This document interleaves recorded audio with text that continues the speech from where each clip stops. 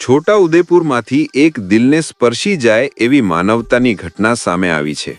ગુમ થયેલા 74 વર્ષીય વૃદ્ધને હજારો કિલોમીટર દૂર જમ્મુ કાશ્મીરમાંથી સલામત રીતે પરત લાવી ઝોજ પોલીસે ફરજ અને સંવેદનશીલતાનું ઉત્તમ ઉદાહરણ પૂરું પાડ્યું છે।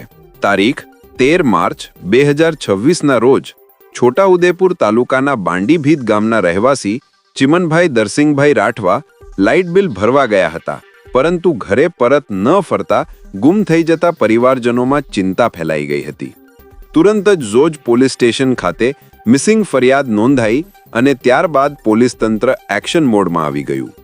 માત્ર ગુજરાતમાં જ નહીં પરંતુ અન્ય રાજ્યોમાં પણ ગુમ થયેલ વૃદ્ધને શોધવા માટે વ્યાપક માહિતી ફેલાવવામાં આવી।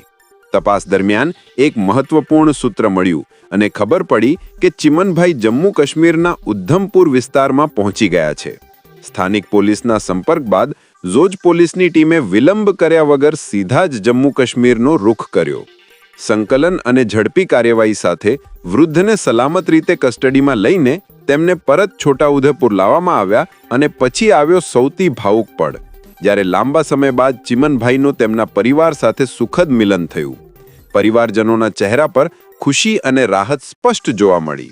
ટૂંકા સમયમાં જ આ ઓપરેશન સફળ બનાવવામાં ઝોજ પોલીસ સ્ટેશનની કામગીરીને સર્વત્ર સરાહના મળી રહી છે। આ ઘટના સાબિત કરે છે કે જ્યારે ફરજ સાથે માનવતા જોડાય ત્યારે અસંભવ લાગતો કામ પણ શક્ય બની જાય।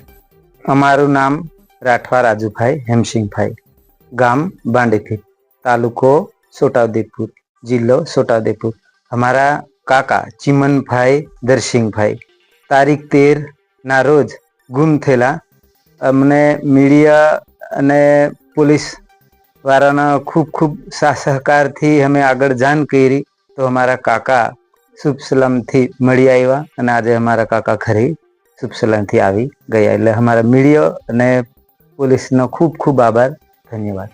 પ્રિય દર્શક મિત્રો, આપના વિસ્તારની આવી જ તાજી, સચોટ અને વિશ્વસનીય માહિતી મેળવવા માટે ઈ ક્રાંતિ ન્યૂઝ ચેનલને તરત જ સબસ્ક્રાઇબ કરો, લાઇક કરો અને કમેન્ટ કરવાનું ભૂલશો નહીં।